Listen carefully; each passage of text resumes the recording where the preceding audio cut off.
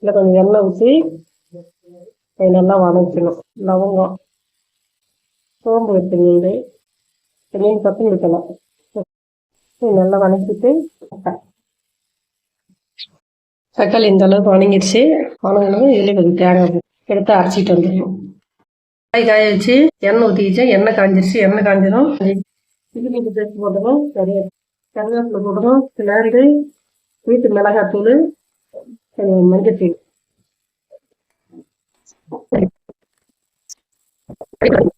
கத்திரிக்காய் வணங்கட்டும். கத்திரிக்காய் இப்படி போட்டு செஞ்சுக்கிட்டு கொஞ்சம் தண்ணி ஊற்றிக்கணும். தண்ணி ஊற்றி வேக ஊற்றணும். வச்சிருக்கேன் மீனில் மசாலா தடவி வச்சிருக்கிறேன். இந்த மாதிரி மசாலா போட்டு நல்லா காய் வச்சு வெங்காயம், தக்காளி, தேங்காய் இதெல்லாம் மசாலாவுக்கு வதக்கிறதெல்லாம் போட்டுக்கணும். இது நல்லா கொதிக்க வச்சுக்கணும். மசாலாவில் பிணைஞ்சி வச்சிருந்த இதை மீனை இதில் போட்டுக்கணும். கத்திரிக்காயிலே கத்திரிக்காய் மீன் குழம்பு ரெடி. இதெல்லாம் மீன் கத்திரிக்காய் குழம்பு ரெடி.